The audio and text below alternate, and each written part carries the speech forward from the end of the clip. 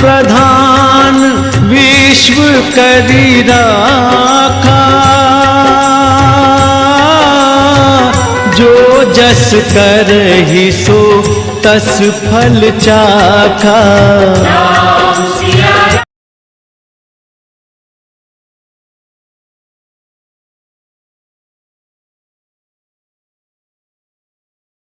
रक्षा सूत्र किसको बांधें और किससे बंधवाएं?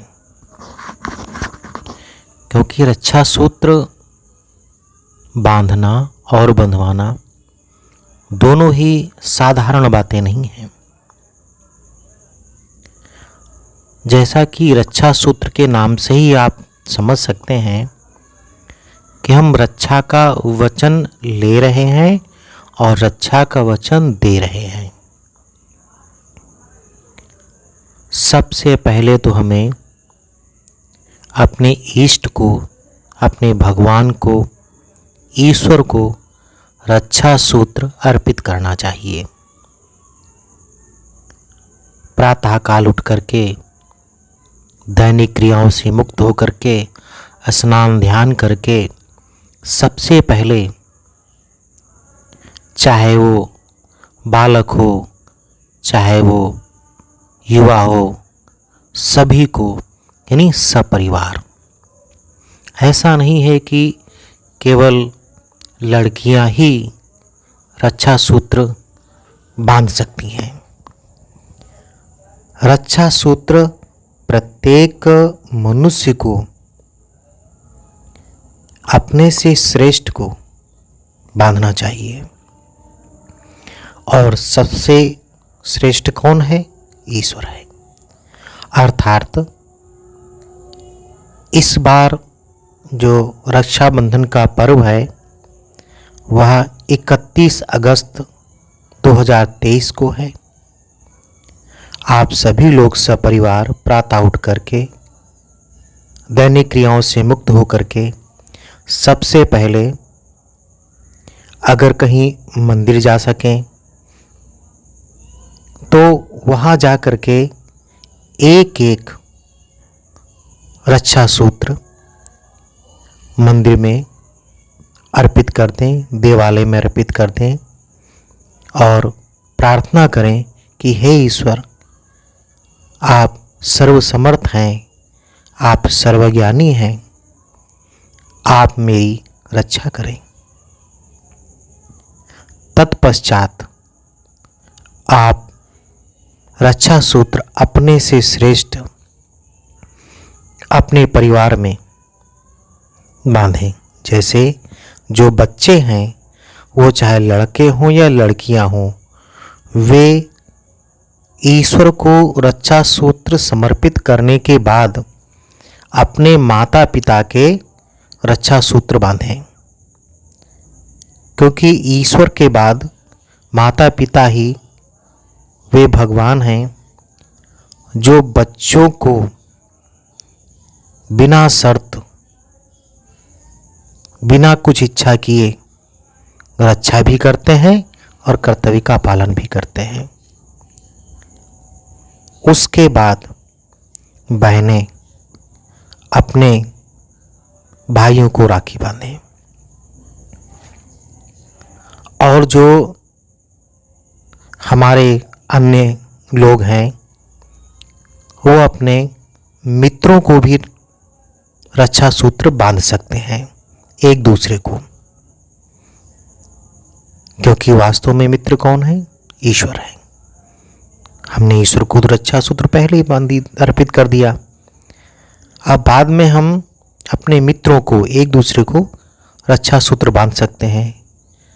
भाई एक दूसरे को रक्षा सूत्र बांध सकते हैं, बहनें भी एक दूसरे को रक्षा सूत्र बांध सकते हैं। जब हम ऐसा करेंगे तो हम एक दूसरे की रक्षा करने का वचन देंगे और वचन प्राप्त करेंगे। तब जा कर के वास्तव में रक्षाबंधन का पर्व सफल होगा। उसके बाद एक बात और ध्यान रखें, ये आपके परिवार का और ईश्वर के बीच का हो गया। जहाँ तक हो सके वहाँ तक बाहर के किसी भी व्यक्ति से रक्षा सूत्र न बंधवाएं और न ही किसी के रक्षा सूत्र बांधें,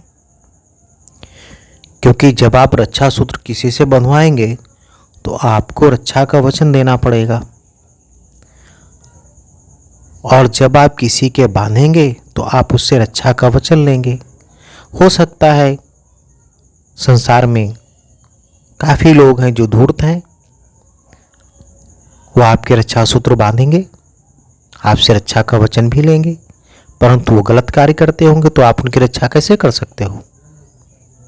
अर्थात सीधी सी बात है कि किसी भी ऐसे व्यक्ति के रक्षा सूत्र ना बांधें जो चरित्रहीन हो, धूर्त हो, चालाक हो, और किसी भी ऐसे व्यक्ति से रक्षा सूत्र न बंधवाएं जो धूर्त हो, चालाक हो, ठग हो, वो कोई भी हो। तब जाकर के रक्षाबंधन का पर्व सही अर्थों में सफल होगा। हम अपना अनुभव आपको बताते हैं।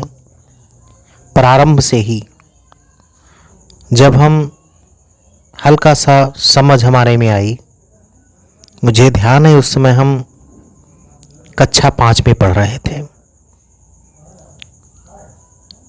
भाई बहन सब रक्षा बांधते थे, बड़ी बहन बांधती थी रक्षा सूत्र, ठीक, कोई बात नहीं। जब मेरी समझ में आया कि रक्षा सूत्र का मतलब क्या है, जब मुझे संज्ञान हुआ, तो कक्षा 5 से ही हमने सबसे पहले ईश्वर को रक्षा सूत्र समर्पित कर देते थे और प्रार्थना करते थे कि हे ईश्वर, मैं अज्ञानी हूँ, मुझे नहीं पता है कि क्या सच है क्या गलत है, इसलिए आप तो सर्वज्ञ हैं, मैं आपको रक्षा सूत्र समर्पित करता हूँ। और आप यकीन मानिए कि तब से लेकर आज तक ईश्वर ने हमें कभी गिरने नहीं दिया। हर परिस्थिति में ईश्वर ने मेरी रक्षा की और हम सदैव सफल होते रहे। वह चाहे आध्यात्मिक क्षेत्र हो, चाहे शैक्षिक क्षेत्र हो, चाहे सामाजिक क्षेत्र हो, हम सभी क्षेत्रों में सफल होते रहे। और आज भी हम रक्षाबंधन के दिन सबसे पहला कार्य मेरा यही होता है कि हम ईश्वर को रक्षा सूत्र समर्पित करते हैं। उसके बाद अब मेरे माता पिता तो हैं नहीं, वो दिवंगत हो चुके हैं, तो हम अपने शिष्यों के रक्षा सूत्र बांधते हैं और शिष्य हमारे रक्षा सूत्र बांधते हैं। और जो हमारे मित्र हैं, अगर वो मिल जाते हैं तो हम उनको रक्षा सूत्र बांधते हैं और वे हमें रक्षा सूत्र बांधते हैं। इस तरह हमारा रक्षा सूत्र का कार्यक्रम शुरू होता है। अगर हम किसी पूजा पाठ के कार्यक्रम में जाते हैं तो पूरा प्रयास करते हैं कि हम किसी से रक्षा सूत्र ना बंधवाएं, क्योंकि मुझे पता है कि हम उसकी रक्षा नहीं कर सकते। उसने रक्षा तो बांध दी, मेरे रक्षा सूत्र, वो पता नहीं कहाँ चला गया। इसलिए रक्षा सूत्र सोच समझकर बांधिए और सोच समझकर बंधवाइए। बोलो सियावर रामचंद्र की जय।